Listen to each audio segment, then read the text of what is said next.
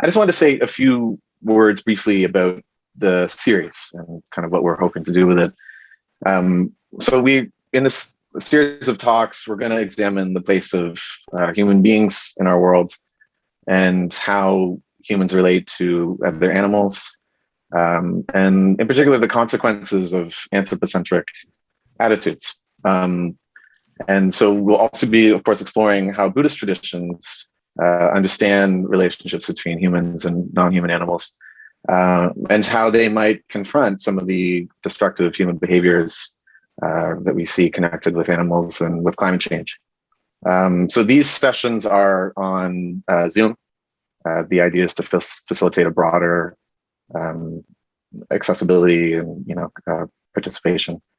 And there will be recordings of each session. So this is being recorded, and these will be made available after the fact for those of you who couldn't be here in person or live.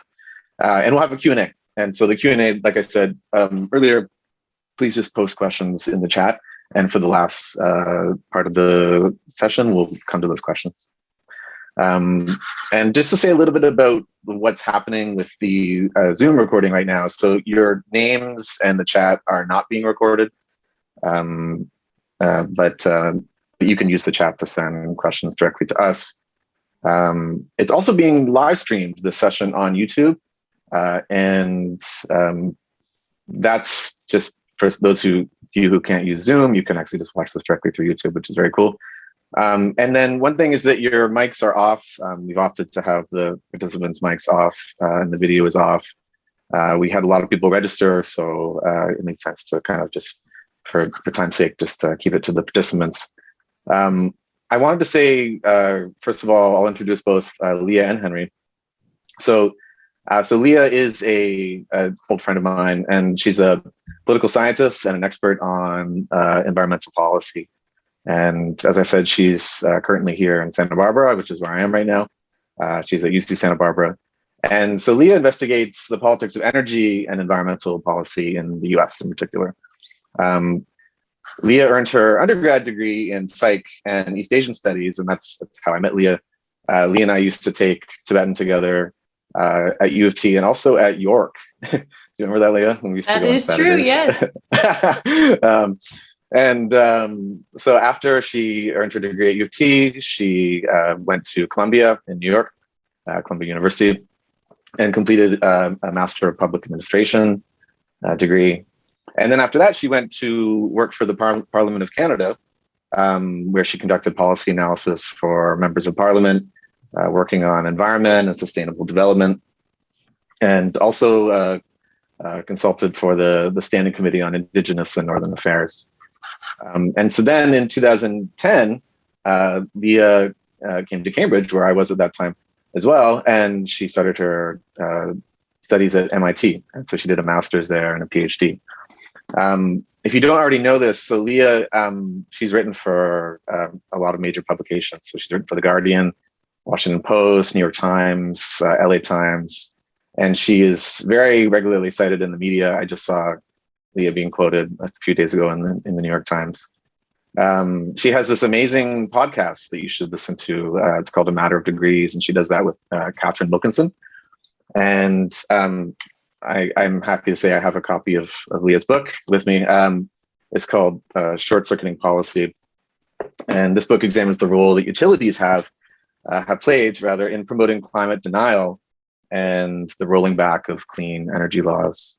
And so this book was named the best energy book of 2020 by the American Energy Society, and was listed as a top 5 climate book by the New York Times for that year. And it's won 3 awards from the American Political Science Association. So Leah has done an awful lot already. And then Henry just, a few days ago agreed to join us because Henry and Leah co-authored a paper that we're going to talk about today on animal release practices in Buddhist traditions. And so Professor Henry Xu is the assistant professor in Chinese Buddhist Studies at Emmanuel College at U of T. And Henry was one of my first professors at U of T when I was an undergrad in Buddhist Studies. And at that time, we used to spend a lot of time talking about Tathagata Garbha theory. and Henry is a specialist in Tathagata theory. He also has looked at contemporary Buddhist movements, Buddhist chaplaincy, and the development of Buddhist communities in Canada. And really interestingly, Henry has written books on Western classical music that have been published by Oxford University Press, and also books on the works of Nagarjuna. And those books are all in Chinese, I think. Is that right, Henry? Some of them, yes. Yeah, and yeah. So we're very fortunate to have Henry here with us today as well. So Leah, I wanted to start just by asking you to tell us just briefly about your current work and the kinds of things you've been doing lately. Sure. Well, it's so wonderful to be back here. As Rory mentioned, I was a student at the University of Toronto of Henry's and Francis's, and I worked on Buddhism. That was my undergraduate major alongside psychology. And I got to know Sarah and many others at that time, and it was really fantastic. I think had I been better at Asian languages, I would have wanted to be a professor of Buddhist Studies, but I was pretty garbage at Asian languages. And so I became a professor of climate policy instead. But the time that I had there has been extremely influential on my work, the way that I see the world. Just as a small thing, my book, Short Circuiting Policy, is dedicated to all living beings. And that is very much inspired by Buddhist philosophy and the things that I learned at the University of Toronto. I think too, some ideas from Buddhism, I've since basically become a practitioner of Buddhism after graduating in more of an intellectual space. I've become a practitioner myself in sort of the Western tradition. And some of the ideas that really resonate with the work that I'm doing on climate and energy policy right now include ideas of interdependence, right? This is a very core concept. You guys could tell me the Sanskrit word for it, but the idea that, codependent origination, right? That there is the arising of things happen together. And I think about this a lot in terms of climate policy. We often feel like we are little islands, that maybe climate change is going to affect other people, poor people. Maybe it's going to affect coral reefs or polar bears or something else. But that's a very ignorant view of the way that systems work, the way that the planet works, which is that we are interdependent, right? When coral reefs collapse, that affects primary productivity in terms of fisheries around the world. That affects people, that affects other organisms, right? That there is interdependence between all living beings. And so I find it quite ignorant in some ways, the way that humans often approach things, which is that, okay, well, I'm affluent and white, and so I will be protected from climate change somehow. And I think that that's very untrue. And I've seen that my own self, and I've written about that in Santa Barbara because, as Rory may know, although I don't think you lived here at that time, in 2017, we had a very large fire. This was the largest fire in California modern history at that time. And then after that fire, I had evacuated my house for several weeks. And then afterwards, we had these mudslides in Montecito, and it killed north of 20 people. And so I wrote a story for the New York Times about this. And I wrote about how, people said that, people thought that this would happen to other people, poor people, animals, others. But that look at this is happening to the people in the wealthiest zip code in America, pretty much. Montecito is a very wealthy place. If you don't know, so many celebrities live there.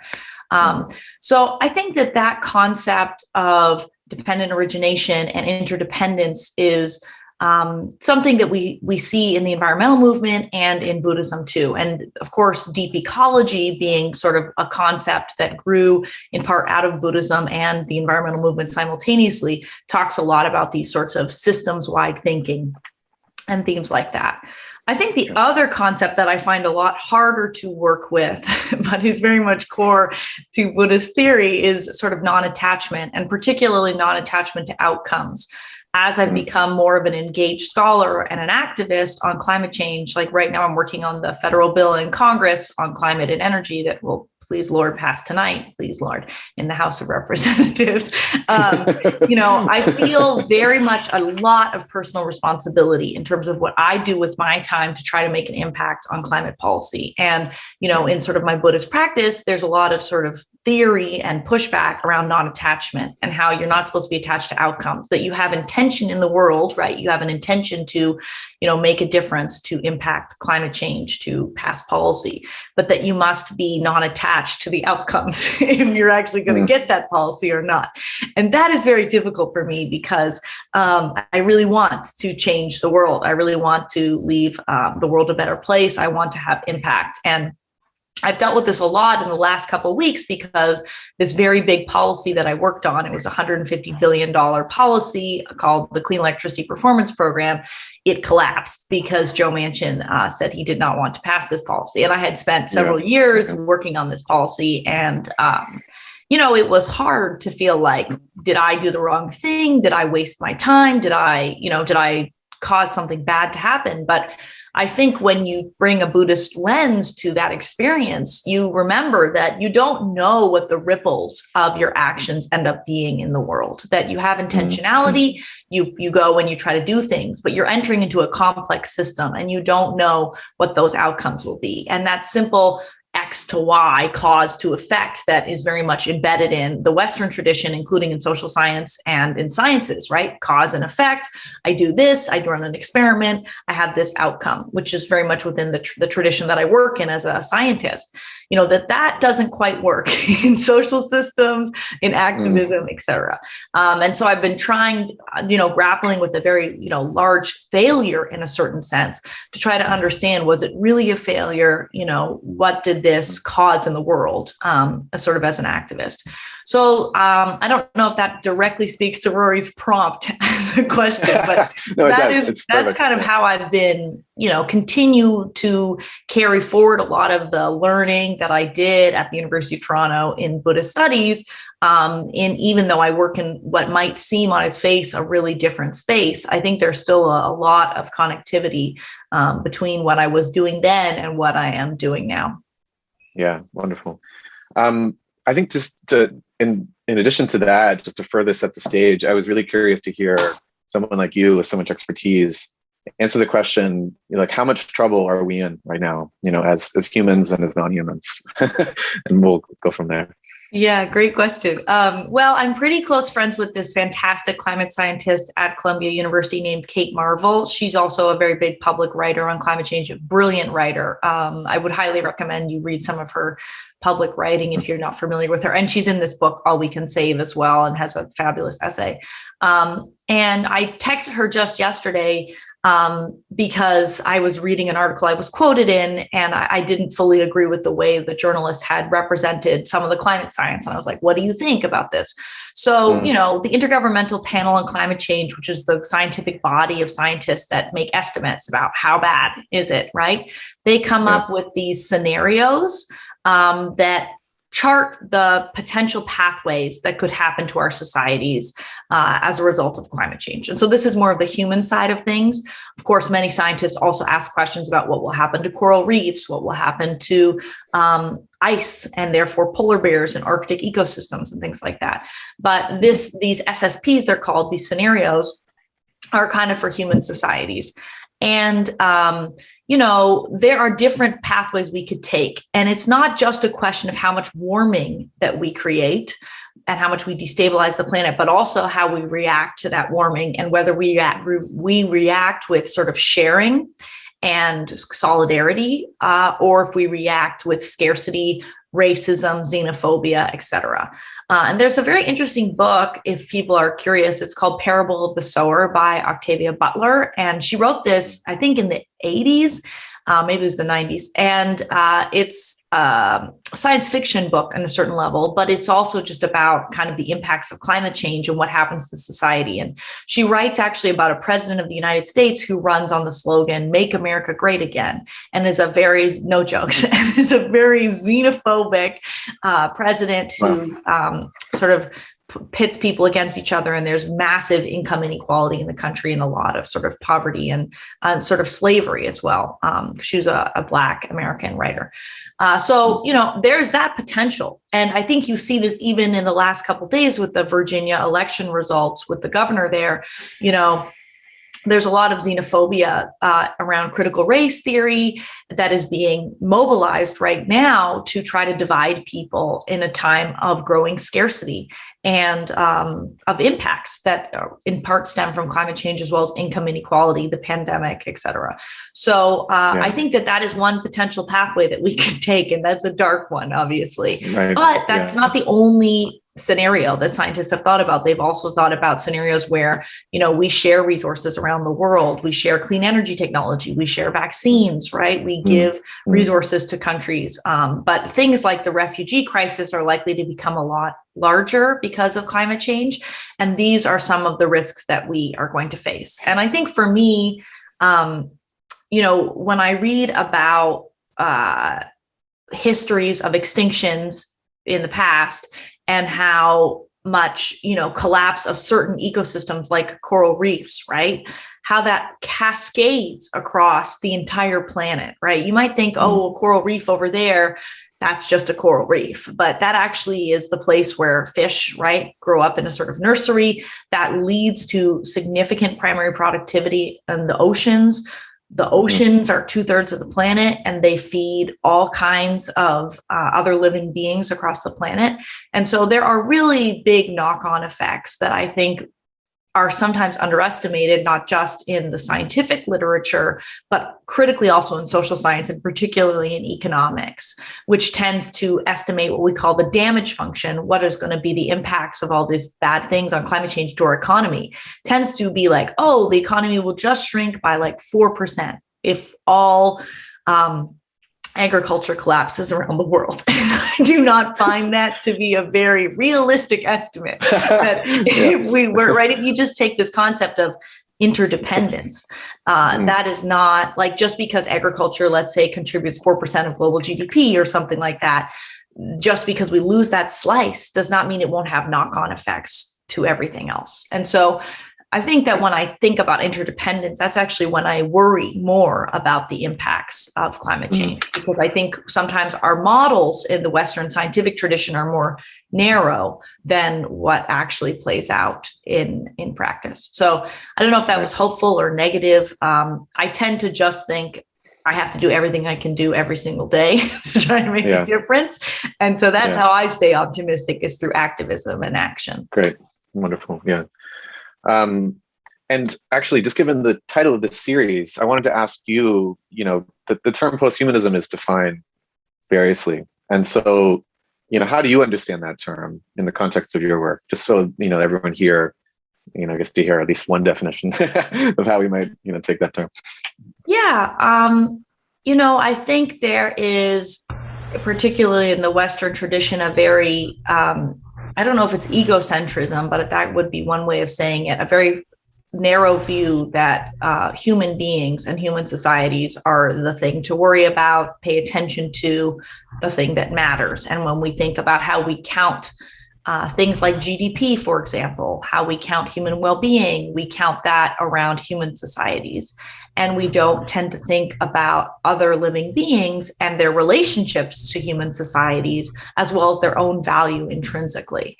Certainly within the environmental tradition, including in environmental economics, there is some efforts to try to put value on those other ecosystems and beings intrinsically for their own ends. And I think similarly in the Buddhist tradition, such as in the paper that Henry and I published 13 years ago, I believe, where we looked at animal release practices, there's certainly a valuing of non-human lives equally, or perhaps to some extent in other Eastern traditions, such as in Buddhism. So, I think that's kind of how I think about it. And it's certainly how I function. I don't tend to think just about humans. I think about ecosystems and other living beings as well.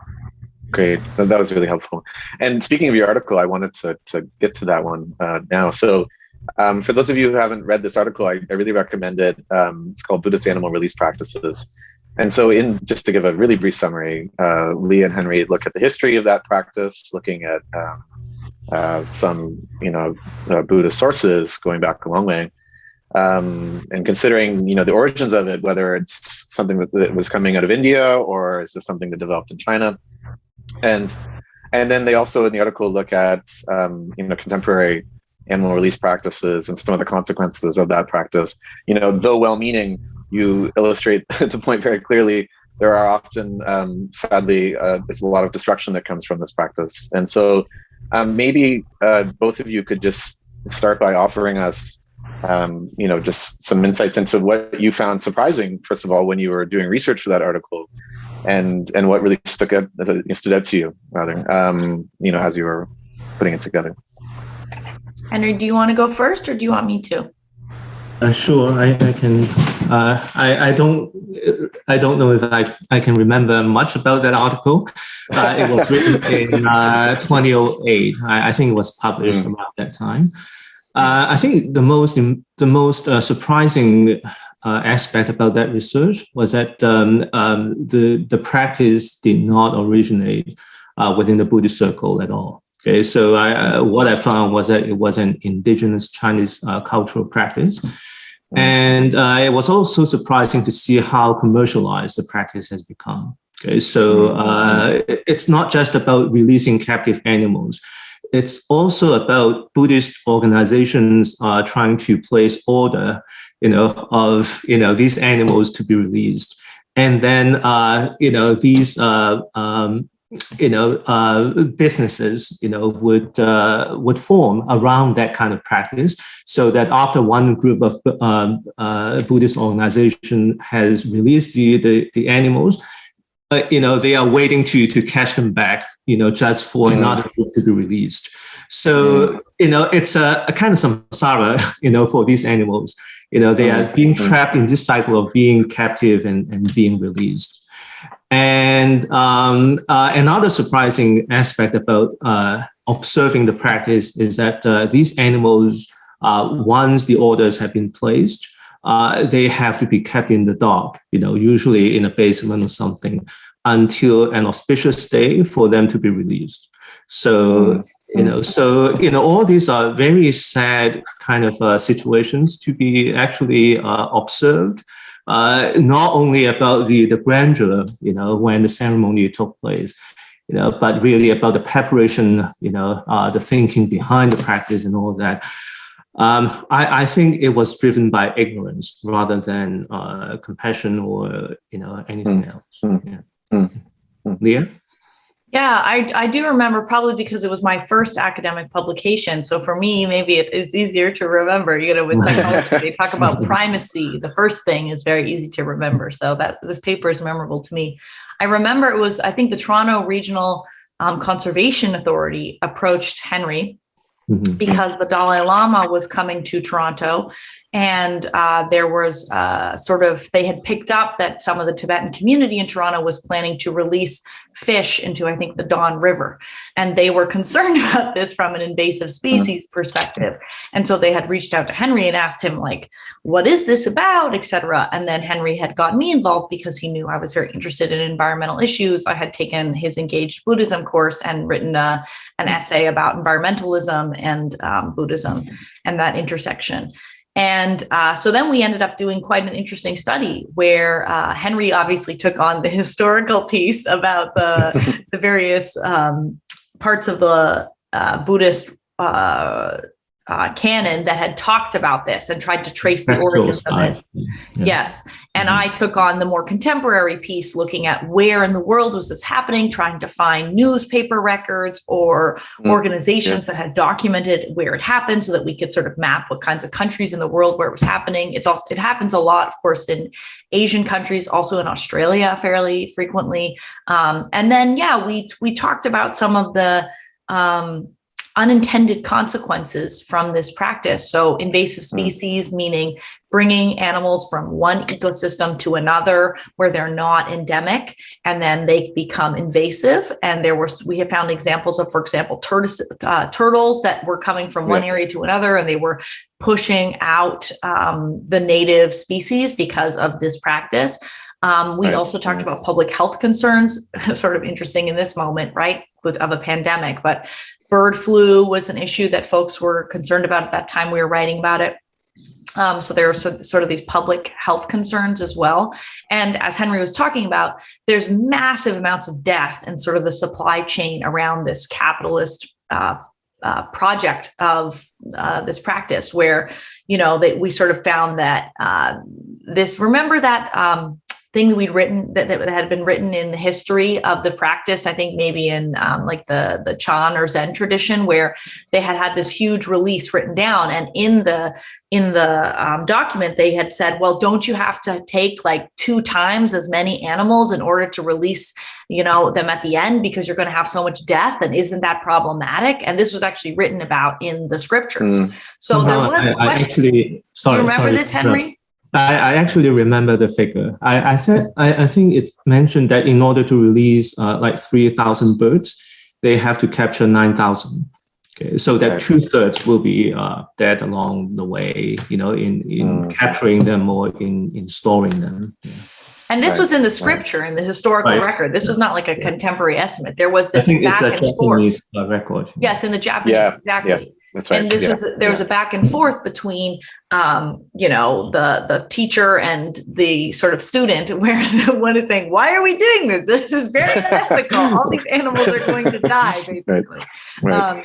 So it is really interesting. And what's so neat is that the article has done very well. Actually, it's been cited a lot. It still gets cited every year in sort of the public health literature, as well as in invasive species literature in particular, because folks have been concerned about this as a vector for, one of the pathways to invasive species. So yeah, I know I'm very proud. I think it was also one of the first in this area of study. Yes, definitely. Yes. Yeah.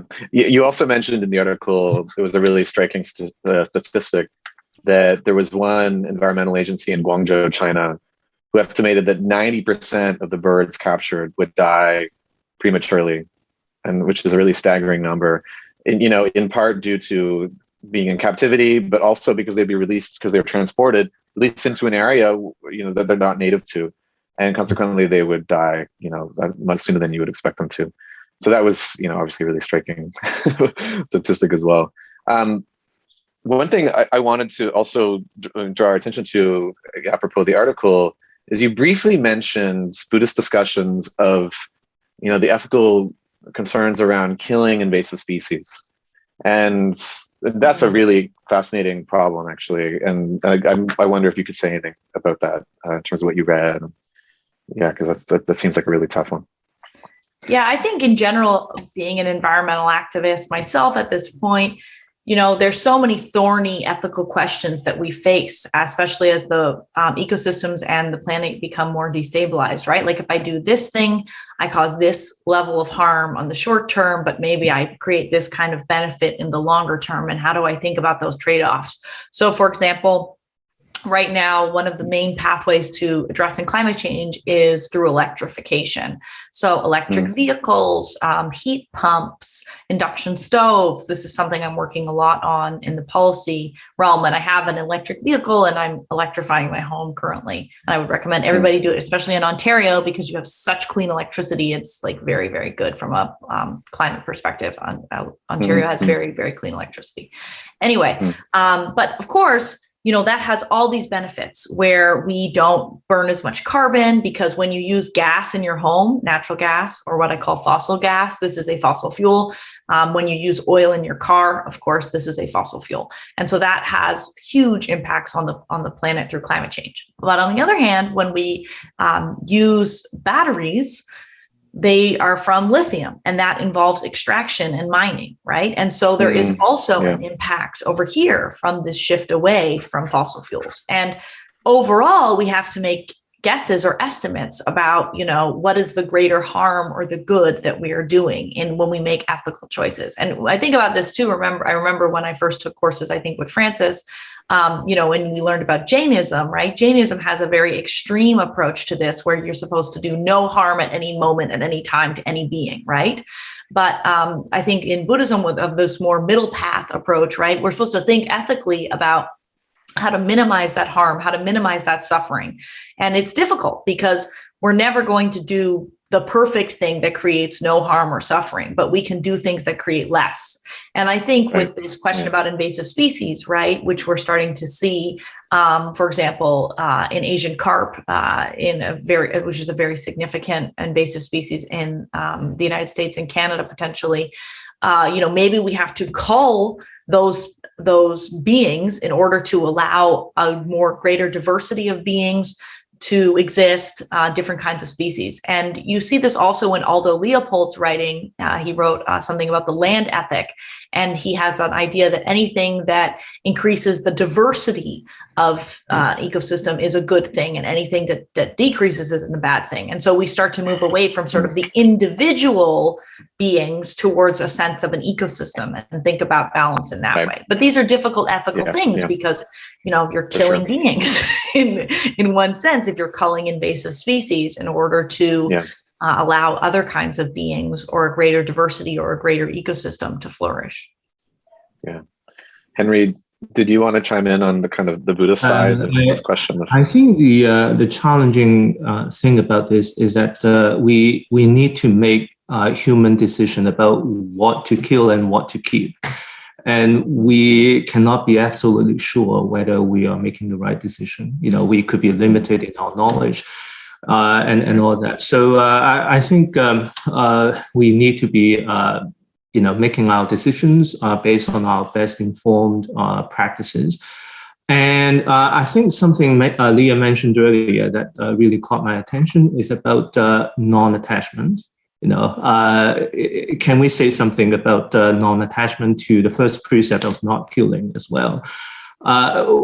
Can the attachment to non-attachment be a form of attachment? That kind of questions. So I think when we talk about post-humanism, I think in many ways we are talking about expanding our anthropocentric, narrow perspective towards something more about-centric, towards something that generates better goodness for the entire cosmos and animals and human beings. So, from that perspective, I think, killing invasive species, not for any personal gains or human interests, it's something we could allow. I don't know if Leah would agree with that. Yeah, no, I think it is something that needs to be managed in the ways that you're talking about, Henry. Mm-hmm. Yeah. We could say more about the article you wrote together. But, I actually had some more general questions just about this broader topic of climate change and what it means. We might pivot a little bit here for, the future of, access to university education, Buddhist studies, what do you imagine given what you're aware of, like what we're seeing now trend wise in terms of the damage that climate change is capable of doing? What does that mean for programs like Buddhist Studies scholars? And what do you imagine the role of a Buddhist Studies scholar to be in the face of, potentially significant destabilization, of education as we understand it now? We can't do what we do in universities today without a certain degree of economic stability. And if that becomes, overly destabilized due to significant climate events, we could see obviously catastrophic changes. And so I'm just curious, it's a little bleak, but to think about, what is our responsibility now, looking forward to what might be coming? That's interesting. I mean, I would almost ask all of you to answer that question, how you think about it. But, I think that this does speak to what I was talking about interdependence, and that like when we think about how destabilized ecosystems could be getting, how that will be affecting things that we might not put in the box in a narrow sense. And I think you, Rory, are obviously reflecting on that with the question that you posed, right? You're not sort of thinking like, oh, well, that might harm an ecosystem, or that might harm poor people. You're saying, wow, this could harm me. This could harm a university system. This could harm the transportation system in a city, and that could destabilize people's ability to move around, right? It's interesting. My husband, who went to University of Toronto with me and is also a professor now, doing the same sort of work I did. He did this fascinating study on sea level rise in the Bay Area in the United States, and showed people maps of where here's what sea level rise is going to look like in your community if, warming gets to this amount or whatever. And the craziest thing was that people looked at those maps and basically said, okay, well, here's my house. That one's not underwater, so it's going to be fine. And it's like, well, what do you think is going to happen to the highway? What do you think is going to happen to your, your insurance rates or your neighbor, right? If you live on a street, and this is starting to happen already in the United States, and half the houses burned down, as has happened in Napa area, for example, in recent years. That affects your whole community. That affects the insurance rates of your home. That affects your ability to sell your home. It is much more destabilizing than just, is my home flooded or is my home burned down, right? Because you're in a system. And that system is getting destabilized. But people tend to think in a very narrow sense. And so I don't think that most people have reckoned with the deep systemic impacts of climate change on even things like assets, property values, right? Or insurance levels. I think that it's going to affect all of us in different ways. I don't know exactly how it would affect you, and it'll be interesting to think about that over time. But it is a very big problem for all of us. Yeah. I remember a similar map was a link to a website that would let you sort of drag your cursor along and see the projected rise in sea levels. This is when I was still at Harvard, and we lived in one of the residences there. And like you're saying, you sort of drag the map and you see where you're living will be underwater. But I mean, the implication, though, is that Harvard University will be underwater, most of it, it was within about 100 years. I mean, that's a striking thing. We imagine an institution like that being very stable, and it has been for some time. Of course, it's a temporary institution. It's not permanent, and so, we don't want to go down this rabbit hole too far. But the point is that, these institutions that we sometimes take for granted that allow us to study things like Buddhism academically, those themselves could be unavailable to us, and so if we think ahead, I don't know what that would mean for scholarship now. It's also the Buddhist teaching of impermanence, right? We have a very narrow view that everything is how it has been. Think about the Industrial Revolution and the use of fossil fuels. This has only been around in human history for 150 years, let's say. But we act as if this period of rapid economic growth, mass consumption, has been how it's always been, and it is how it will always be. And we aren't thinking about the impacts of what we're doing now and how that's going to destabilize the world as we see it, right? I know Greta Thunberg talks about this as sort of fantasies of endless economic growth. You see this very much in economic models, where they assume that the next generation will be better off than the previous ones. And we're starting to see that erode, actually, even with current generations. Millennials and Gen Z are not having the same amount of wealth as their parents. I don't know what will happen to life expectancy, obviously, but that is an assumption that is built off of a static view of the world, that things will always continue to be how they are. And I very much take what you're saying, Rory, about Cambridge and sea level rise, right? Think about these really wealthy institutions. Like, these are billion-dollar endowment institutions. And they, Harvard only just chose to divest from fossil fuels after, a decade of activism. This past year. And it's amazing how much these institutions don't reckon with their own immortality on a certain level, or their own risk from climate change.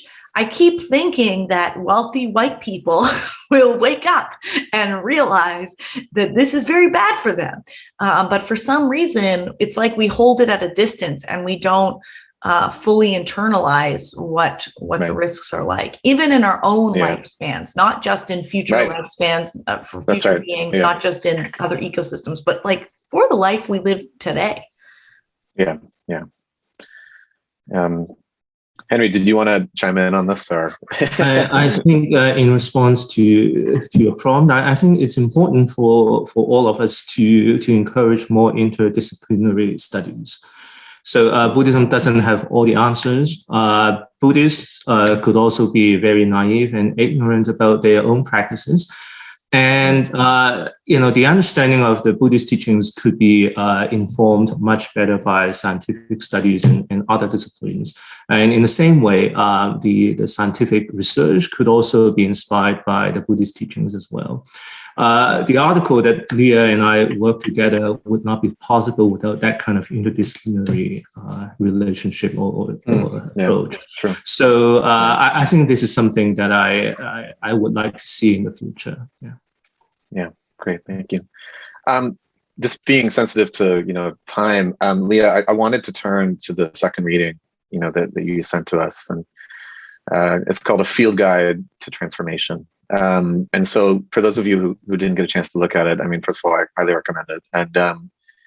And so in that article, you talk about your path to understanding the primary causes of climate change.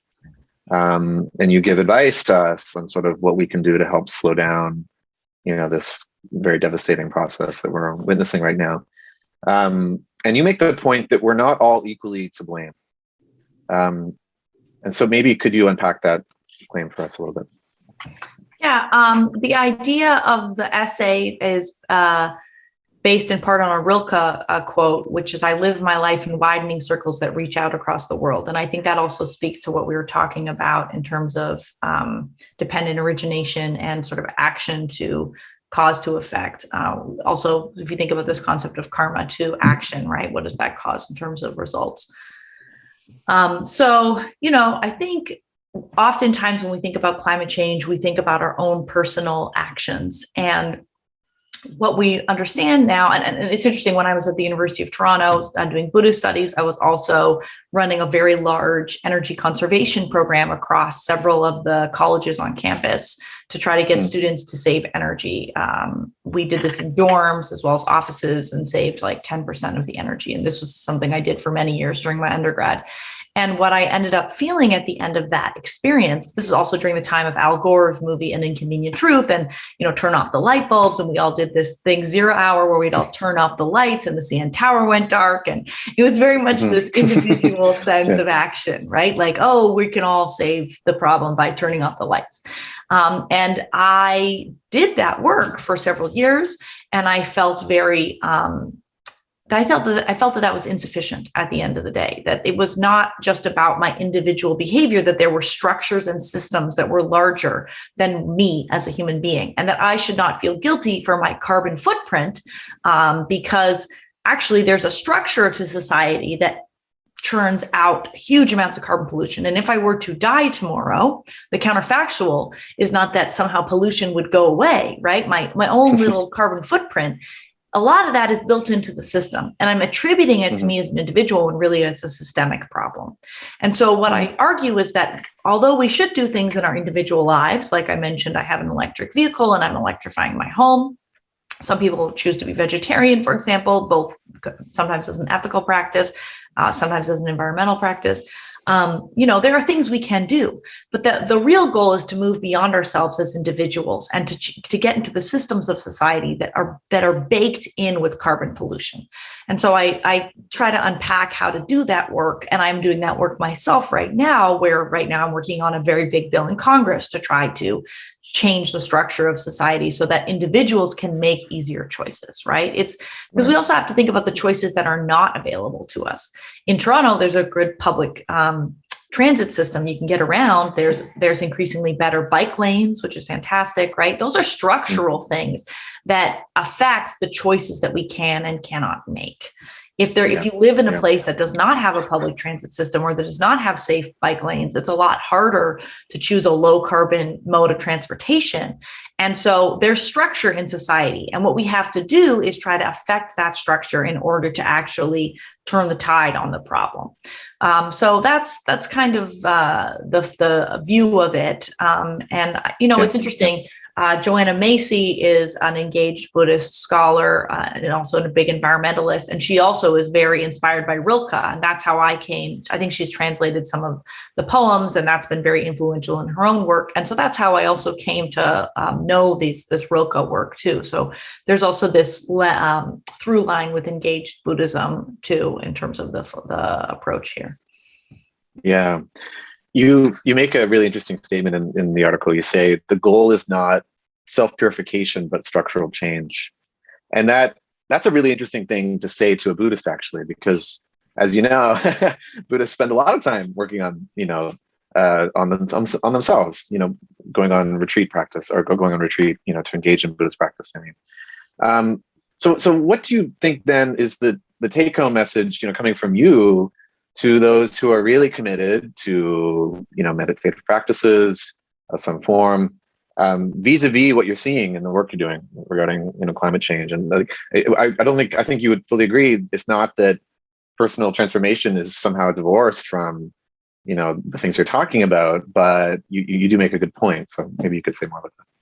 Yeah, it's interesting. I don't mean that self-purification in the Buddhist sense of that. Yeah. No, sure. As I mentioned, I've become a practitioner and I have gone on several retreats myself. And that has been very deepening of my practice in a way that I did not understand until I went on retreat. It's one thing to meditate daily and to build that into your life. And I think that's very valuable. But retreat has a very interesting deepening to the sort of neural pathways of meditation in a short time period. And it's very interesting reading about the scientific understandings of why that works. It's also to do with sensory deprivation.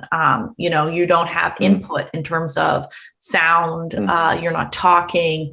There's a lot of your brain that basically gets starved in a certain way. And that leads to different pathways in your brain functioning. So a very interesting experience of going on retreat. Sure.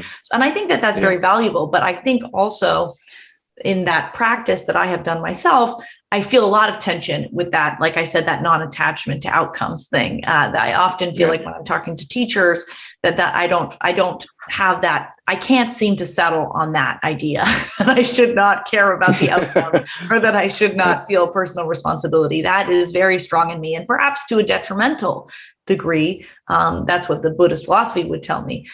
So I think that practice is actually very valuable, and people talk a lot about burnout and activist culture, right? That there is value in that practice. And certainly Buddhist philosophy and practice has very much deeply informed my activism. So I think it's very complementary.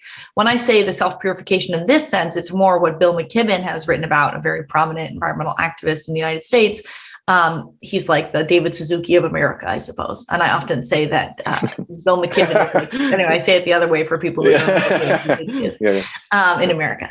So, he writes about how he was harassed a bunch as an environmental activist, because sometimes he'd have like a plastic bag and so you'd take a photo of him and try to say, oh, you're a hypocrite. But it was the fossil fuel industry trying to say he was a hypocrite. And so there have been people who are opposed to the transitions that we need to make because they have financial interests will manipulate individuals and say that you must be perfect. Otherwise, you're a hypocrite. Right. And he writes, hypocrisy is the price of admission to this battle. And so the point is that, you don't have to feel like, oh my gosh, if I don't do everything perfectly, I'm not an environmental activist or I can't be part of this movement. I think that we have to have a very broad and big tent where everybody's invited in. If they eat meat, if they fly on airplanes, if they're rich and have a giant carbon footprint, they actually still have to be involved in the systems change and the movements, because the way that movements work is to have as many people as possible. And that means that they have to be broad and inclusive and not be gatekeeping in terms of perfection or purity. So that's the approach that I take. And I think I'm starting to see that. I think that concern over climate change is growing, and it's amongst people from all walks of life, even if they don't do everything perfectly. And that once we start to change the systems through government policy, it will be easier for all of us to make choices that are, better from an environmental perspective. Yeah. Henry, did you want to jump in on this question that we're discussing now? Perhaps I just want to say a few words about the non-attachment to outcome thing. Correct me if I'm wrong, all the Buddhist experts here. I think that is more about a skillful means to make sure that the practitioners are not attached to their selfhood. That they want to achieve their own liberation, their own enlightenment. Rather it's more like a skillful means to make sure that they just practice and not really making the state of enlightenment as a kind of object for them to crave for. Okay. Mm-hmm. So in that case, I don't think that this kind of understanding should be any kind of discouragement for you to do anything good for the society, that, you still can have hope about, what you want to achieve. And, that, non-attachment to outcomes should not become an obstacle in any way. Mm-hmm. I remember that when we had that course on engaged Buddhism, I was also having a job interview in University of Manitoba. And Leah asked me what if I am given that position, and knowing that my family is in Toronto. And I said I would likely be flying back to Toronto every weekend or every 2 weekends. And Leah was, I think he had a face of, despise, on my decision. Yeah. So, we are not perfect. And there are something structural about our society that is, of our bigger concern. And to that end, I want to ask Leah about, after the pandemic, our society seems to be more encouraged to do online shopping. How would you see that factor into this pollution, this carbon food? Good question. Yeah, I mean, I think that the sort of remote movement, where we don't have to commute as much and travel as much, I think that has the potential to, at the margins, reduce carbon pollution. But it is pretty minor overall, because things like airplane travel, right? Something that we all focus so much on in the climate issue, because of, if we do a carbon footprint at an individual level, it seems like a giant thing. And I read about this in this chapter, but actually it's only 3% of global carbon pollution. So it's actually a pretty small slice. And so, yes, even if we all stop flying tomorrow, climate change would still continue and be a big problem, right? And so there are ways that the pandemic has taken a little bit of a bite out of carbon pollution, but the problem is that they're not structural changes. They are behavioral changes that are not locked in long term. And another big issue is that when coming out of this financial crisis caused by the pandemic, countries around the world have not invested in green recovery. This is a big problem. There's more investment in dirty fossil fuels even now than there is in the green recovery. I'm struggling with this myself, with this bill in Congress right now, the bipartisan infrastructure deal and the Build Back Better Act. There's like some bad fossil fuel stuff in there, which drives me insane. But anyway, we have to change the structures, is what I keep wanting to remind us all to do. And that's really hard. And people might not know exactly how to do that. But a structural change that you can make in your own life, right, is getting, for example, an electric vehicle, getting a heat pump rather than using a gas furnace. And those are structural changes because that's infrastructure, right? It's the structure. You don't have to decide to shop online or decide to not take a trip again and again. That's a repeated behavior. When you do a structural change, you do it kind of once and it stays there for quite a long time. And those are the kinds of changes that tend to actually shift society by removing fossil fuels, as opposed to the behavioral changes, which, as I mentioned, as a psychology undergrad as well, and doing this big energy behavior change campaign, we were changing behaviors, right? We're getting people to turn off lights, shut down computers, et cetera. And those things are all important. Don't get me wrong. I'm totally obsessed with turning off lights to this day, but those are things you have to do again and again. They're like a repeated practice. And so you have to continue them, versus the structural changes are things you do once that really have big impacts over their lifespan. Yeah. Just given the topic of the series, Leah, I haven't seen you write about this too much, but I'm curious how you see animal agriculture fitting into your understanding of energy, and of course there's obvious ethical concerns, very, very obvious ethical concerns regarding how animals are treated in these contexts. But just given your expertise, I'd like to hear something about, sort of the difference between, say, animal agriculture versus relying on plant-based foods. And if you could offer insights into that. Yeah. So my own work looks at the energy system. And the reason why I've chosen to specialize in that is that basically it's like 75% plus of the problem, maybe more like 80 or 90. It's the big chunk of the climate problem. And so, when I think about how we solve the climate crisis, basically, if we were to have clean electricity, which you mostly have in Ontario already, so good job. I mean, hydropowered wind, you're lucky you got a lot of hydropower there. Anyway, if you have clean electricity and then you pair that with electrification, so using electric vehicles, heat pumps, induction stoves, which are basically new electric stoves that aren't crappy like coil electrics or those terrible ones that blink on and off that my parents have in Toronto. I hate that. But they're not gas, which is a fossil fuel and also terrible for your health, it turns out. If you do those things, plus you electrify about half of heavy industry, so heavy industry is like steel manufacturing, cement, et cetera. If you do all those things in the United States context, that's about 75% of the climate problem, of the carbon pollution budget in the United States. In addition, oil and gas has direct pollution. And so if you're using less oil and gas in the system, that reduces it even more. So like we're talking about the huge chunk of the system. Now, of course, agriculture is in that remainder, in that last, let's say 10, 15% that I'm not talking about. And that's a big issue. The reason why I tend not to focus a lot on it, in addition to what I'm a specialist in because of what I think is the biggest lever, is because I think it also is a thorny issue politically and individually, that some people, choose to eat meat for their own personal choices, culture, health, whatever it is.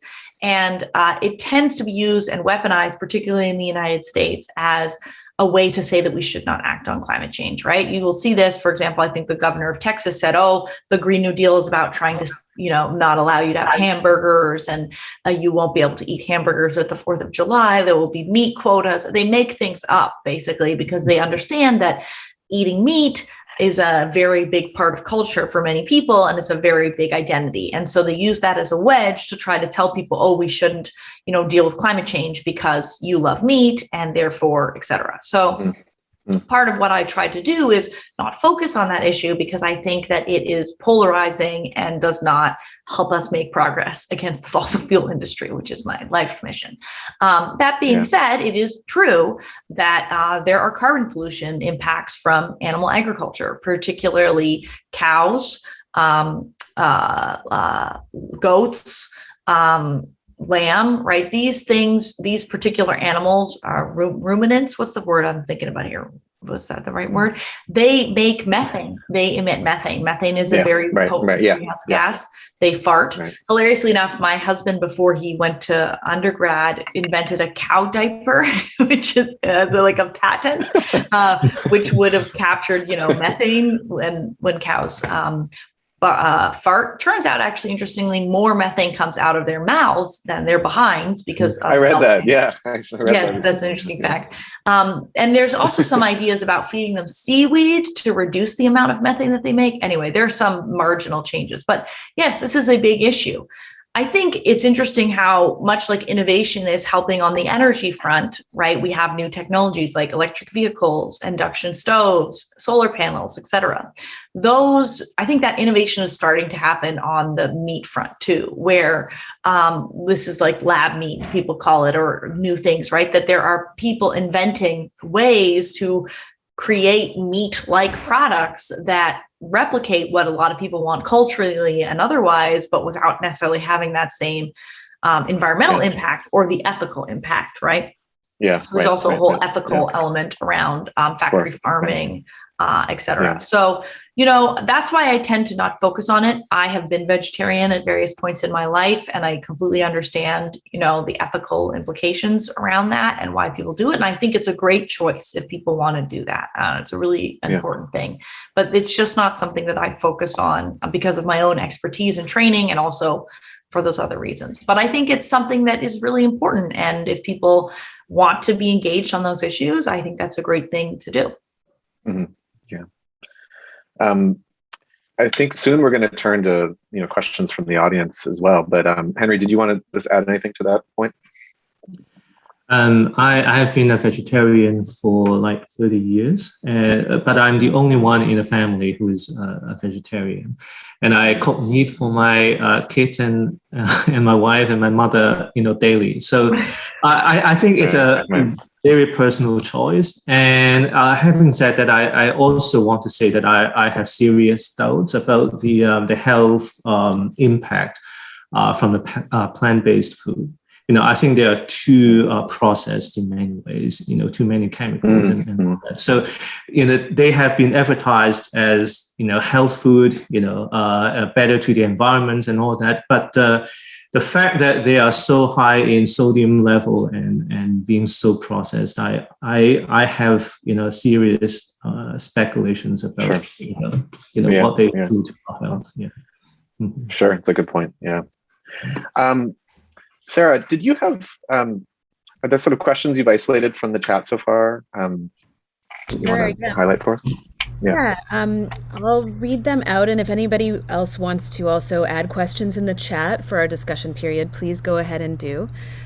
So we had a few questions while you were speaking, Leah, from our friend and colleague, John Negru, who's also a practicing Buddhist and a very involved environmentalist as well.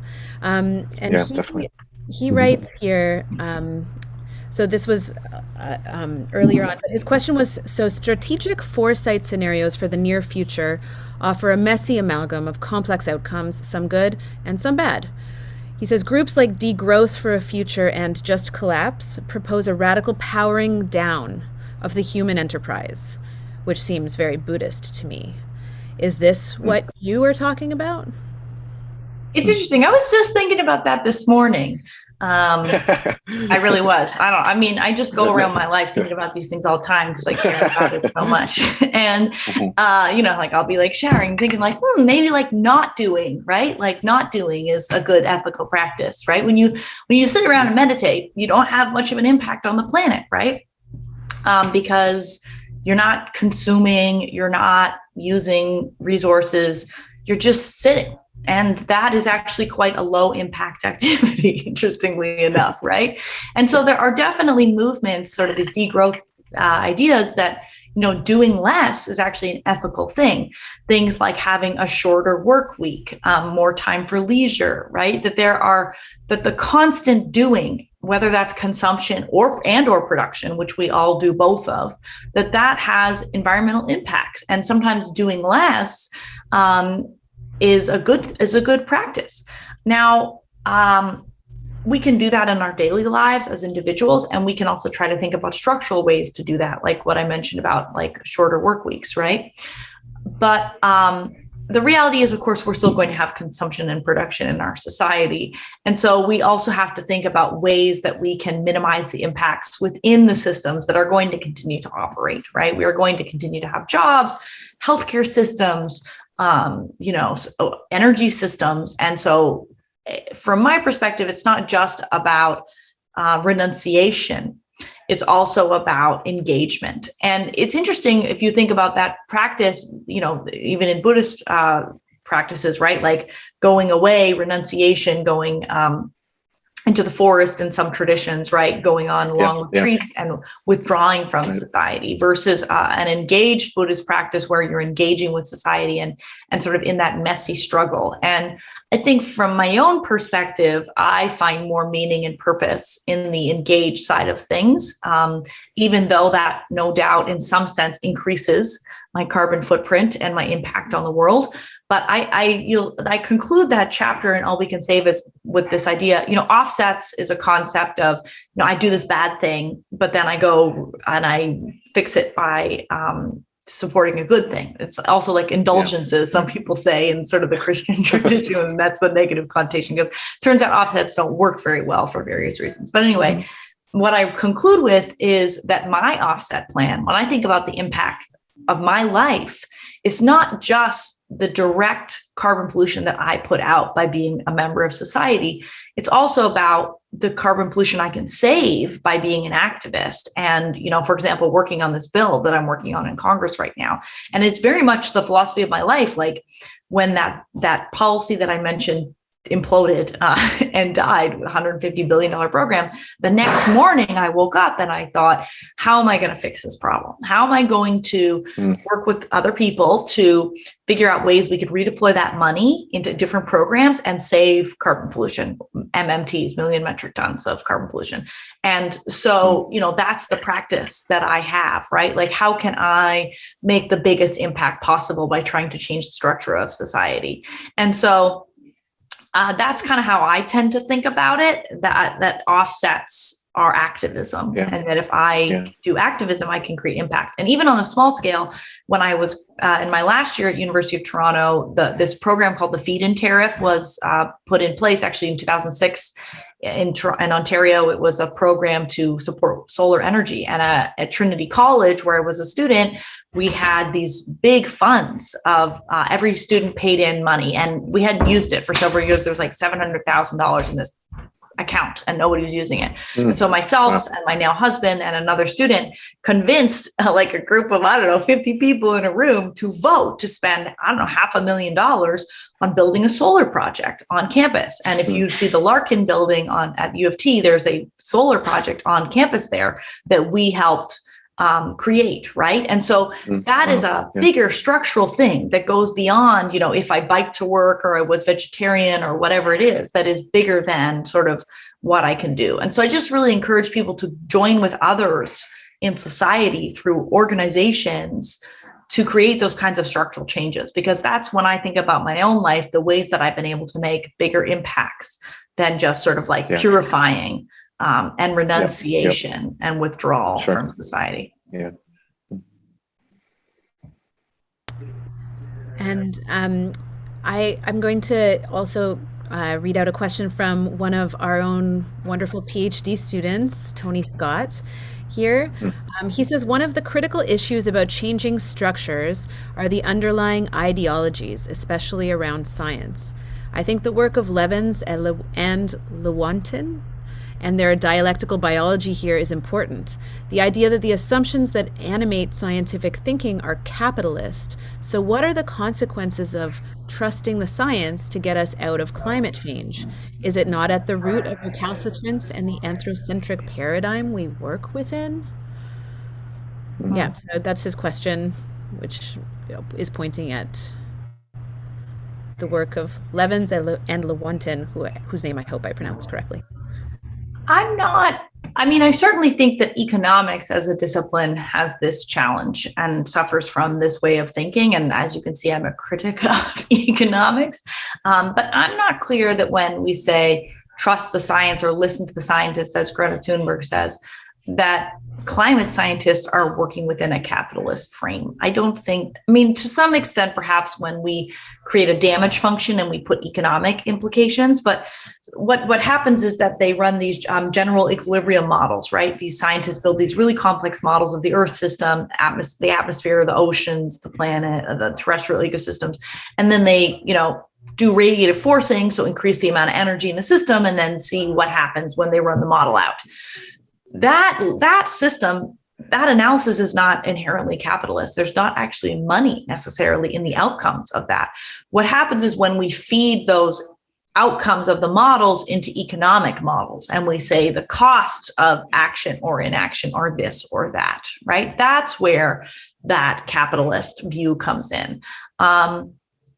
So I don't think that the science itself tends to suffer from that in climatology, but it does come up against economic models. And in a certain sense, that's how we value things in society today. And so in order to make sense for the way we make decisions and the way society functions, it has to use an economic lens to, make impacts, right? For example, one of the statistics I've been using a lot lately is that last year there were $22 billion weather and climate disasters in the United States, which added up to $500 billion of impacts, right? That's a way of using economics and a capitalist measurement system to communicate the impacts of climate change. That doesn't think, there's a crazy statistic from the Pacific Northwest heat wave that 1 billion organisms died in the Pacific Northwest heat wave because of all those mollusks and things like that, right? Like that's not capitalist. That's not a measurement of how much that matters, right? That's just like, wow, think about all the beings that died because we warmed the planet so much. So I think that there's different ways to communicate the impacts, but in some ways we need to use an economic system because that is the way that society functions, and we have to affect society. We have to affect decision makers. Mm.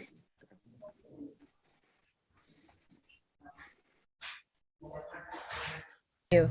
And we have another question here from Francis. So Francis, do you want to unmute yourself and speak? You can speak.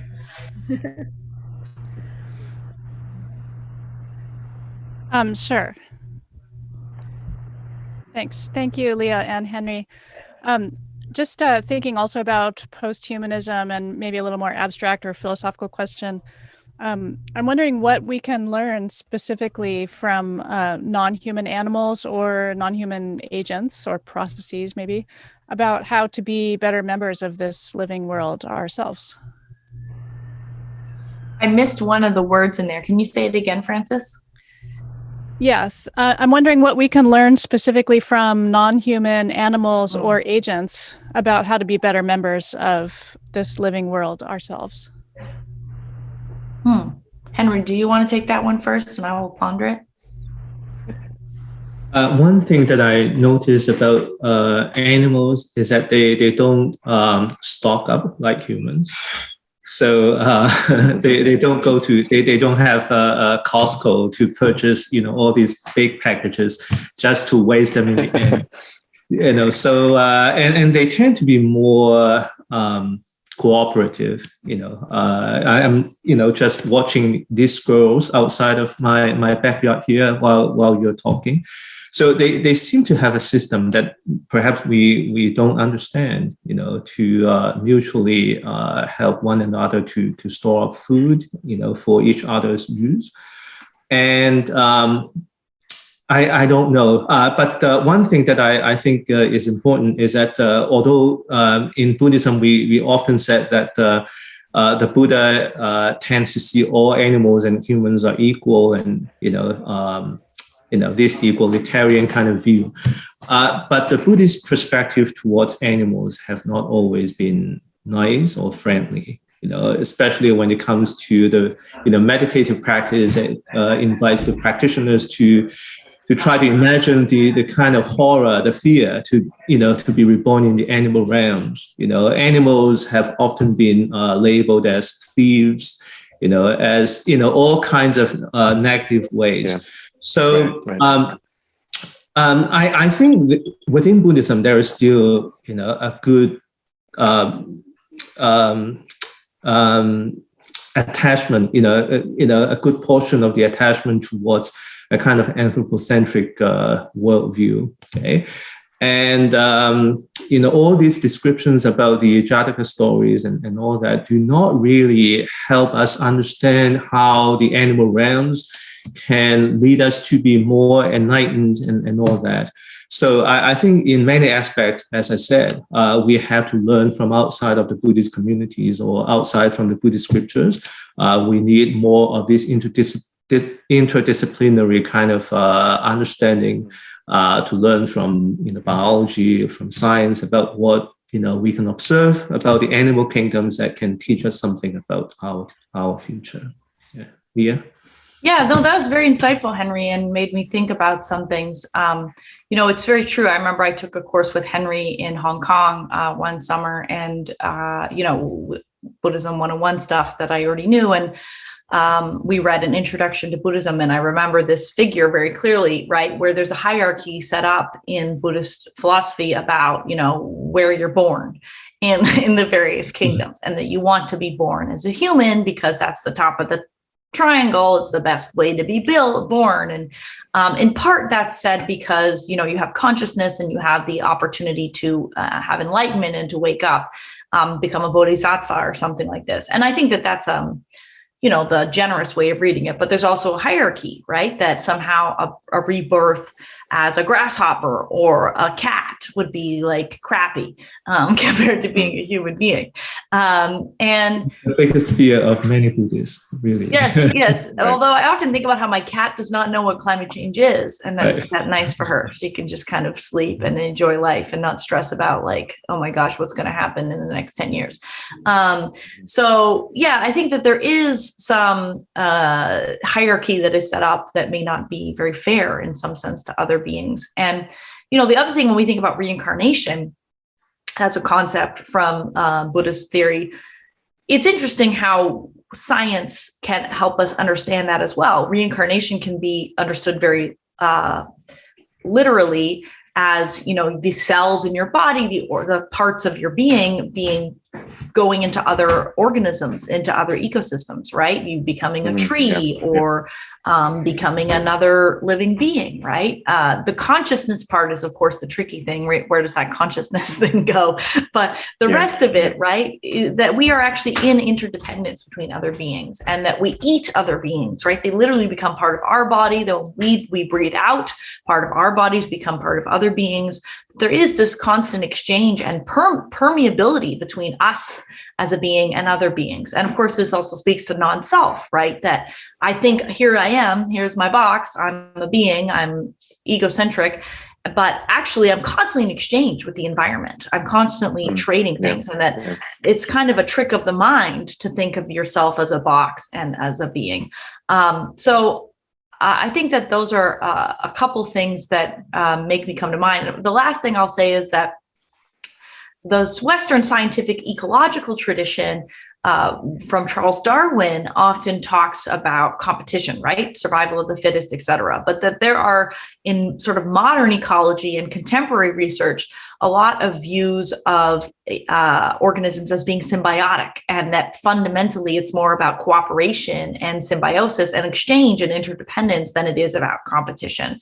And I think that even in human society, I was thinking about this the other day, somebody did a kind thing for me, just a stranger, and mostly human society is about cooperation, that we view it in a narrow sense, often with the capitalist view, that we're in competition for jobs against each other, or we're mean to each other, or we're violent to each other. And there's, of course, that element to society, but the vast, vast majority of society is cooperative. And you see this also in the work of Rebecca Solnit, who I think may also be a Buddhist and is certainly very influenced by Buddhist philosophy. I love her work. She wrote a book called A Paradise Built in Hell, which is about after disasters like Hurricane Katrina, do societies collapse like all of our sort of stories say, or do they actually pull together? And she argues that we pull together. And so much of ecosystems and animals are actually about cooperation, not about competition. And I think that we can see that in human societies too, and sort of lean into that, the better angels of our nature than sort of the competition parts. Yeah, very well said. Yeah, that's really almost exactly kind of what I was thinking about. If you read philosophical posthumanism, and thinking about ways, humans are animals also, and so as you say, we have different components and different ways that we different things that we share with animal communities, animal societies, and animal behaviors. And also thinking of animals too in this like interconnected way, or as symbiotic systems or interconnected like ecologies. And so if we focus on those components of our being, then we can really think of exactly as you so eloquently said, Leah, the ways that we do kind of inhabit these different types of less harmful, maybe, modes of being and interconnection. Yeah, it's so true, right? We are animals. We don't think of ourselves that way, but we are. Yeah. Thankfully, I love that my children actually say that all the time. They're growing up in an education system here in Toronto where they remind, if I were to say something to them, which I guess does happen, of like, don't behave like that, we're not animals, they'll always remind me that we are, but they mean it quite seriously. So I also wonder if we're going through kind of a moment of like a generational shift to some extent around like, who counts as beings and whose being we should enter. Yeah. Right. Yeah. I was going to invite so there's a couple of other questions here from John, or contributions from John Negru, but I wanted to actually see if he wanted to possibly turn his mic on, or if we could turn his mic on, so he could ask a question himself. But I also wanted to say one thing, actually, Leah. I think the image you were talking about is the Bhava Chakra, the wheel of becoming, the wheel of life, that shows the different like possibilities for rebirth, for where you can be reborn. And it's an image that I teach a lot in classes too.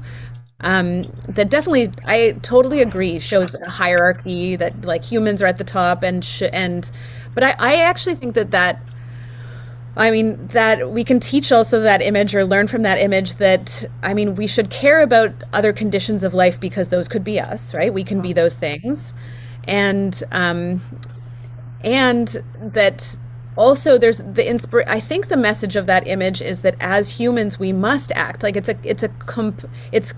compelled to act, because the responsibility is, from this place you have the possibility for enlightenment, whereas much harder from hell, much harder as an animal, much harder as a hungry ghost.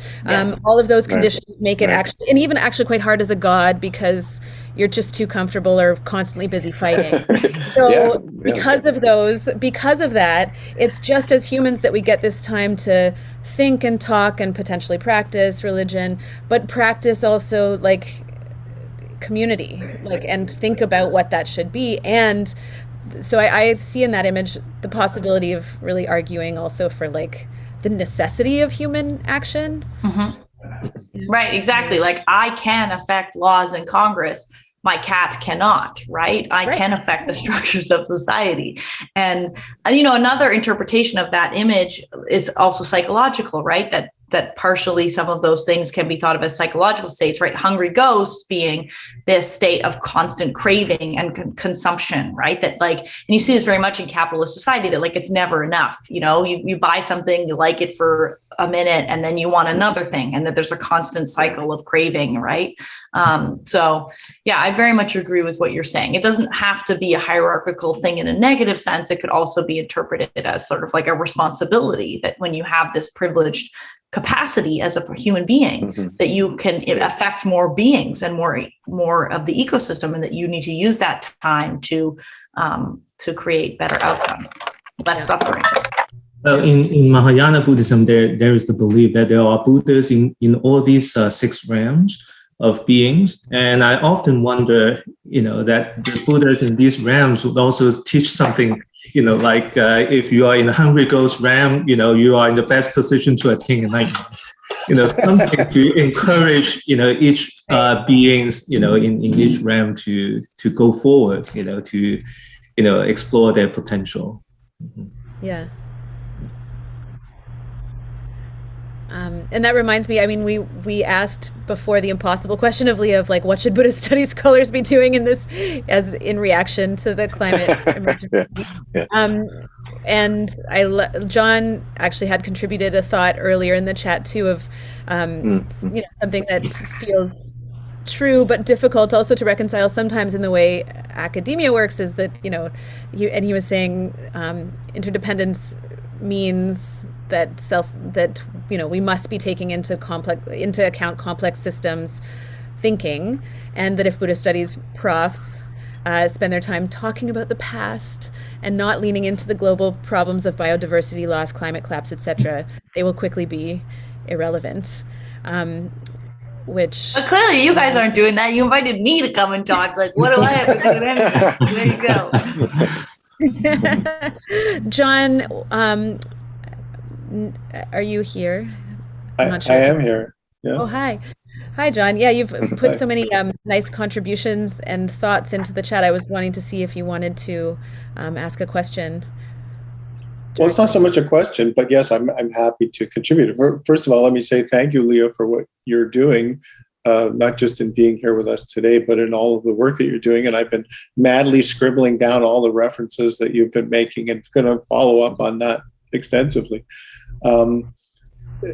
I guess the issue for me is, as per my talk at U of T just before the pandemic hit, we need to be focusing on a Buddhism of the future, not the Buddhism of the past. And it seems to me that the Buddhism of the future has to be dealing, as all humans need to be dealing, with biodiversity loss, climate collapse, all of the social upheavals that are going to come because of this. The sigmoid curve tells us there's going to be some kind of collapse. There's going to be many kinds of collapse. And if we don't start addressing them, they're still going to happen, but it's going to be much more chaotic and much more painful for literally billions of people. So, it's not so much a question, as I mentioned, but it's an urgent plea to all of you who are in the position of being teachers of many students in many capacities to constantly bring this to the fore. It's not so much about learning Buddhism, it's about looking at all of our human problems through a Buddhist lens and finding a way to deal with them. So, for example, as you were saying a few moments ago about, this constant craving, to quote K.D. Lang, as well as the Buddha, that whole issue of overshoot is really underpinning all of this problem. We wouldn't have a climate crisis problem if people would stop buying shit from all over the planet and having Jeff Bezos, send it to them in cardboard boxes and styrofoam peanuts. So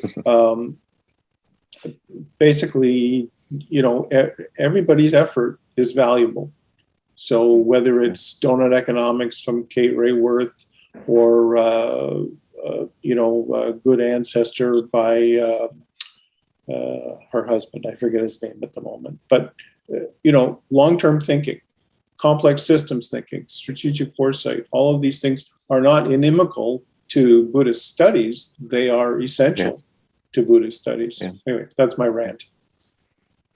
You can read one more. One of the things I love about Buddhism and find very meaningful is, and I know this is something you learn and teach, is that, that it ends up changing when it goes to different countries, when it goes to different cultures and places, and I think also potentially different times, right? That the way that we act or we think about these issues, that the philosophy, the practices, the religion is a very dynamic one. And I really like that about that. And I think that you see this already in engaged Buddhism, right? That there in Western Buddhism, that there are already these strands coming out in terms of sort of adapting to the modern moment that we find ourselves in. Mm-hmm. Yeah. Rory, do you want to weigh in on that one? No, I thank you, John, for that. That was a good response to, in part, what I was getting at with this question of sort of where is Buddhist studies going, and in particular access to education. For some reason, this is just something I keep thinking about because the institutions that we're accustomed to are actually, as we were saying earlier, at risk. And so what happens to educational systems at that point? And if we anticipate that happening, I mean, what do we do now, right? And it's really not a question I have any answers to. It's just something I'm thinking about, and I would like to keep thinking about. But yeah, no, thank you so much for chiming in, John. I know we're starting to inch past, we have gone past the sort of allotted time. Sarah, was there another question that you wanted to highlight for us? No, I think I got to most of them. No, I got them. Okay. Well, any final thoughts, Leah and Henry? Thank you so much for both being here. Well, the only thing I want to say is that it was so lovely to spend this time with all these old friends from a very different time in my life, I would say. But I think it shows you that, the things that you learn, the people that you meet, that they have long lasting impacts on your life. And that we often sort of feel like, oh, if you study humanities or if you do something like that, it's useless or it doesn't matter. And I don't think that that's true at all. I think that, the experiences that I have had from learning from all of you have very much stayed with me in my practice as an academic, as an activist, as a Buddhist practitioner. It has these long-term effects. So I think that, that's just an important thing to remember, that Buddhist studies is very relevant. At least I think so. I think that's just another way to say all things are interdependent, right? Yes, it is. I was thinking that while I was saying it. Okay, well, and so thank you again to both of you for being here. And I just, on behalf of the Host Center for Buddhist Studies at U of T, thanks to everyone who could watch, right now live, and then who can watch later when the recording is released. And I also wanted to thank Francis as a co-organizer for this series and as a former director of the Host Center. And to Sarah Richardson, thank you so much for all the help in making this very successful already. And to Betsy Moss as well. So Sarah and Betsy, thank you. Sarah's the current interim director of the Host Center, and Betsy is the coordinator of programs. And then lastly, to Kayla Boland, who couldn't be here today, but she's a work study student, a brilliant undergrad who's been helping us so far. And so super grateful for Kayla's help.